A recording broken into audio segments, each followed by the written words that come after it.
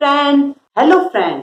आज हम class 10th के लोकतांत्रिक राजनीति के चैप्टर 2 संघवाद के पार्ट 3 में है। कोई भी संघीय व्यवस्था या भारतीय संघीय व्यवस्था हम कहीं कैसे चलती है, इसे हम देखेंगे। हम कह सकते हैं कि संघीय व्यवस्था को सही से चलाने के लिए संवैधानिक प्रावधानों की जरूरत होती है, पर यह कहना कि केवल संवैधानिक प्रावधानों द्वारा या संविधान के ही द्वारा कोई संघीय व्यवस्था बहुत बेहतर चल सकती है, ये ठीक नहीं होगा। हमारे यहाँ की संघीय व्यवस्था को चलाने के लिए यहाँ का लोकतांत्रिक चरित्र भी बहुत कुछ निर्भर करता है।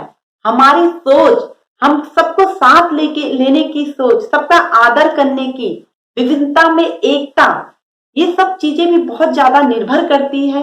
भाषा के आधार पर राज्यों का गठन करना हमारे देश की लोकतांत्रिक व्यवस्था के लिए बहुत कठिन चुनौती थी।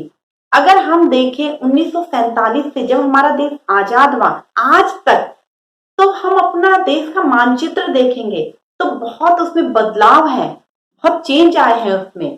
कई राज्यों की सीमाएं घटी है, कईयों की बढ़ी है, कई प्रांत गायब हो गए, कई नए प्रांत आए, कईयों का नाम बदल गया। भाषा के आधार पर पहला राज्य आंध्र प्रदेश 1953 में बना था, और कई राज्य भाषा के आधार पर ही नहीं, प्रशासन के आधार पर भी, भौगोलिक स्थिति के आधार पर भी कई प्रांत नए बने हैं। जैसे हम उत्तराखंड को देख लीजिए, भौगोलिक स्थिति उत्तर प्रदेश से उसकी अलग थी, इसलिए उत्तर प्रदेश से अलग होकर उत्तराखंड बना। अभी नया हम देखते हैं जो राज्य बना है वो तेलंगाना है, आंध्र प्रदेश से अलग होके बना है। तो इस तरह से हम देख रहे हैं कि कई राज्य बनते जा रहे हैं। परंतु जब हमारा देश आजाद हुआ था, जवाहरलाल नेहरू, सरदार वल्लभ भाई पटेल, उनको बहुत बड़ी चिंता सताए हुए थी कि अभी अभी देश का विभाजन धर्म के आधार पर तो हो चुका है, अब भाषा के आधार पर भी देश का विभाजन होने से देश की एकता खंडित हो सकती है। परंतु आप देख रहे होंगे ऐसा कुछ नहीं है। आज तक हमारा देश एकीकृत और मजबूत बना हुआ है, और इसमें प्रशासन करना पहले की अपेक्षा अब ज्यादा सुविधाजनक हो गया है। भारत की दूसरी परीक्षा भाषा नीति को लेके भी, क्योंकि हमारे देश में कई, मैंने बताया, भाषा बोलने वाले लोग रहते हैं, तो हमने जो 40% लोगों द्वारा हिंदी बोली जाती उसे भी राष्ट्रीय भाषा का दर्जा नहीं दिया, क्योंकि ऐसे में देश की एकता को खतरा था। ऐसे तो हम अल्पसंख्यकों पर बहुसंख्यकों का दबदबा बना लेते, परंतु हमने हिंदी को राष्ट्रीय भाषा का दर्जा ना देके राज्य भाषा का दर्जा दिया, क्योंकि हमारे देश में कई राज्यों में हिंदी बोली जाती है, कई राज्यों में कई बांग्ला भाषा, कई तमिल भाषा, कई तेलुगु भाषा। तो इस तरह हमने हिंदी को राष्ट्रीय भाषा का दर्जा नहीं दिया। केंद्र सरकार का किसी भी पद का उम्मीदवार इसमें से किसी भी भाषा में परीक्षा दे सकता है। हिंदी के अलावा हमने 21 भाषाओं को अनुसूचित भाषा का दर्जा दिया।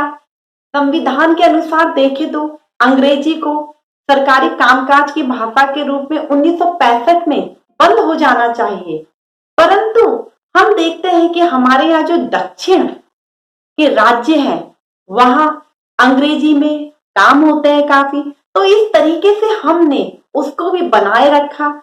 तो हमने हिंदी के साथ साथ राज्य भाषा अंग्रेजी, इन्हीं सभी को बनाए रखा, और ये हमारे देश में बहुत अच्छे से कार्य कर रही है अभी भी। बहरहाल भारत की एकता को कमजोर करने की जगह भाषा के आधार पर गठित राज्यों ने इसकी एकता को मजबूत किया है। एक व्यक्ति पंजाबी और भारतीय, बंगाली और भारतीय, मराठी और भारतीय जैसी पहचान के साथ आराम से जी सकता है। तो अब हम देखते हैं केंद्र राज्य संबंध। किसी भी संघीय, जो हमारे यहाँ की संघीय व्यवस्था, इसको चलाने में इसने क्या भूमिका निभाई। हमने देखा कि आजादी के बाद से ही काफी वर्षों तक हमारे देश में एक पार्टी का शासन रहा और राज्यों में भी उनकी सरकार रही। तो इस तरह से हम देखते हैं कि राज्य सरकारों ने अपने अधिकारों का ज्यादा प्रयोग नहीं किया। परंतु जब केंद्र और राज्य में अलग अलग सरकारें बनी तो केंद्र सरकार ने राज्य सरकारों की अनदेखी करना शुरू कर दिया। अगर उन्होंने राज्य सरकारों ने उनके विरुद्ध कार्य करा तो वह संवैधानिक प्रावधानों का प्रयोग करके विपक्षी दलों की राज्य सरकार को भंग कर देती थी और ये काम देखे तो संघवाद की भावना के बिल्कुल प्रतिकूल था। परंतु 1990 के बाद से स्थिति बहुत बदली, कई क्षेत्रीय दलों का उदय हुआ और इसी समय गठबंधन की सरकार का दौर भी शुरू हुआ। अब गठबंधन सरकार क्या है हम देखते हैं। गठबंधन सरकार जब किसी भी दल को सत्ता में आने के लिए बहुमत नहीं मिल पाता तो कई दल मिलकर जो सरकार बनाते हैं उसे हम गठबंधन सरकार कहते हैं। यहीं पर सुप्रीम कोर्ट ने एक बड़ा फैसला लिया कि केंद्र सरकार राज्य सरकारों को मनमाने तरीके से भंग नहीं कर सकती।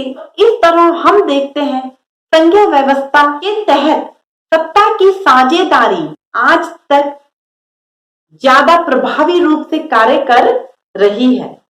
अब हम आगे का पार्ट अगले वीडियो में पढ़ेंगे। तब तक के लिए गुड बाय।